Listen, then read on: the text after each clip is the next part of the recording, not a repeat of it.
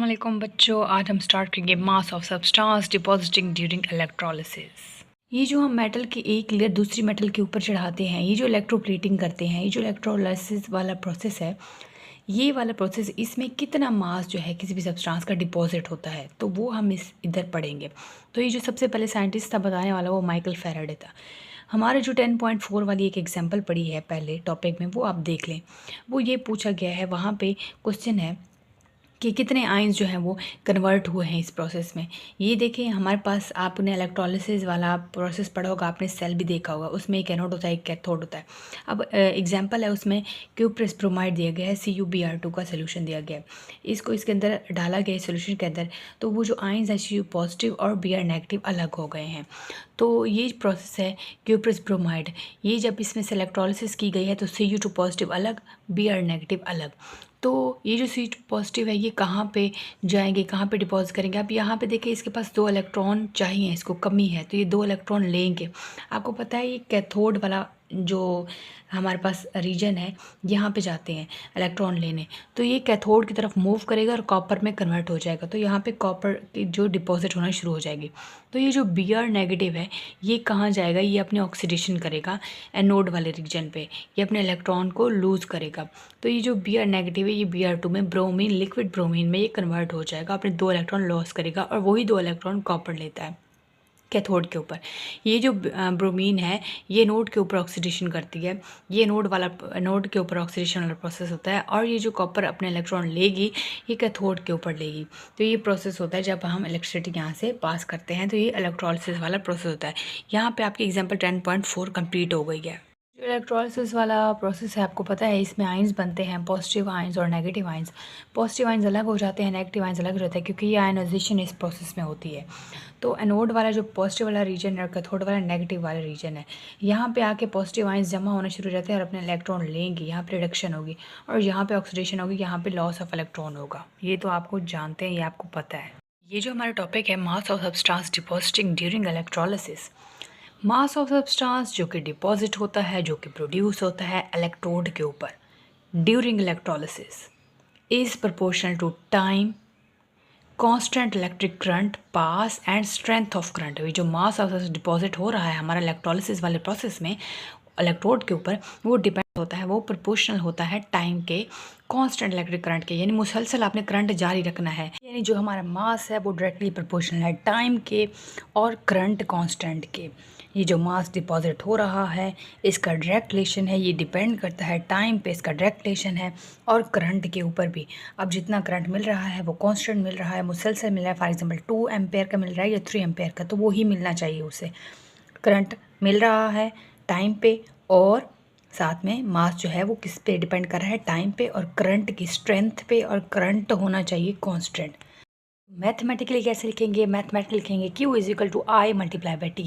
यानी Q क्या है, Q है वो चार्ज जिसको हम बोलते हैं फ्लो ऑफ करंट, इसको बोलते हैं flow of current in a circuit, तो उसको हम कहते हैं Q यानी चार्ज, इसको चार्ज बोलते हैं। ये करंट है, यानी करंट क्या होती है, मूवमेंट। अब फॉर एग्जांपल टैंकी के अंदर पानी स्टोर्ड है, ठीक है, तो वो है Q यानी चार्ज। और ये जो फ्लो करता है, मूवमेंट अब स्टार्ट होते हैं वो पाइप्स के जरिए होते हैं, तो वो करंट है, ठीक है, मूवमेंट इसको बोलते हैं। तो I जो है वो करंट को शो कर रहा है, Q जो है चार्ज को शो कर रहा है, इसका जो यूनिट है वो कूलम्ब है, करंट का यूनिट एम्पेयर है, और ये है T, इसका जो यूनिट है वो है सेकेंड। जितना करंट होगा, जितनी करंट की स्ट्रेंथ अच्छी होगी, वही डिपॉजिट होना शुरू हो जाएगा। यानी मास डिपेंड कर रहा है करंट पे ड्यूरिंग इलेक्ट्रोलिसिस। और ये कौन सा मास है जो डिपेंड करे, वो जो डिपॉजिट हो रहा है, वो जो मास ऑफ सब्सटेंस डिपॉजिट हो रहा है ड्यूरिंग इलेक्ट्रोलिसिस पे, वो ही डिपेंड कर रहा है करंट की स्ट्रेंथ पे और टाइम पे। चलो अब इसकी स्टेटमेंट देख लो। Faraday first law of electric charge वो ये है कि मास ऑफ सब्सटेंस प्रोड्यूस होता है या रिमूव होता है ऑन इलेक्ट्रोड।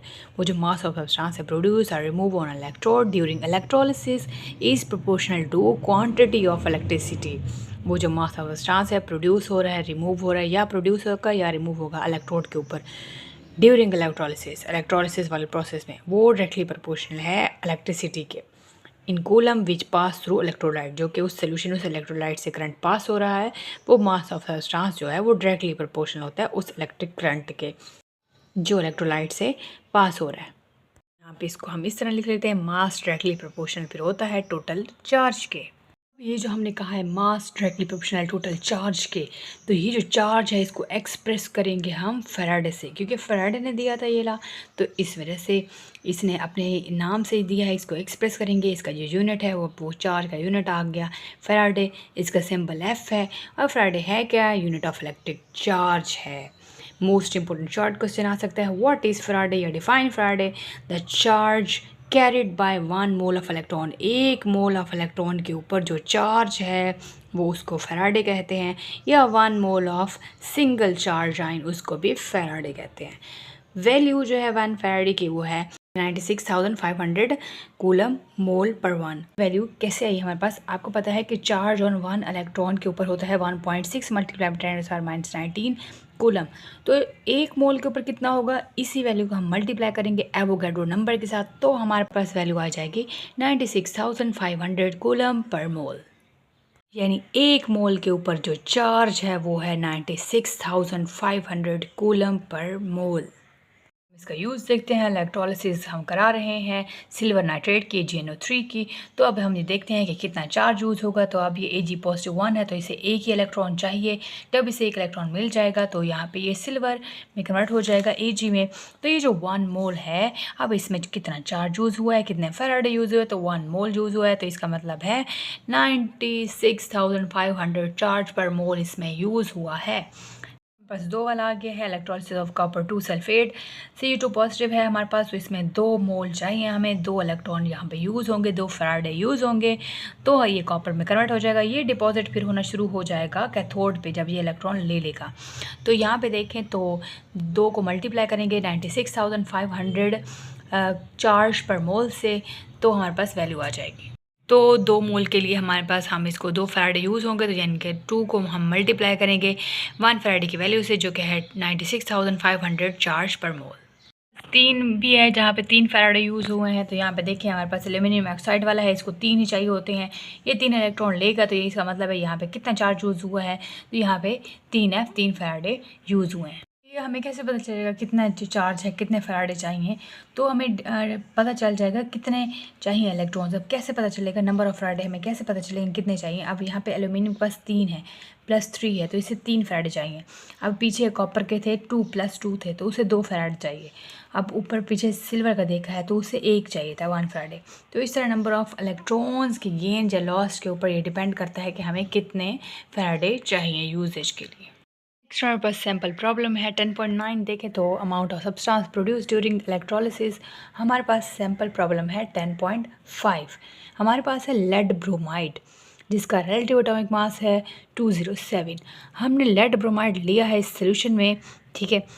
अच्छा, यहाँ पे करंट हम दे रहे हैं 1.50 एम्पेयर का करंट दे रहे हैं, और हमारे पास टाइम है 20 मिनट्स। हमारे पास जो फैराडे की वैल्यू है वो 96,500 चार्ज पर मोल।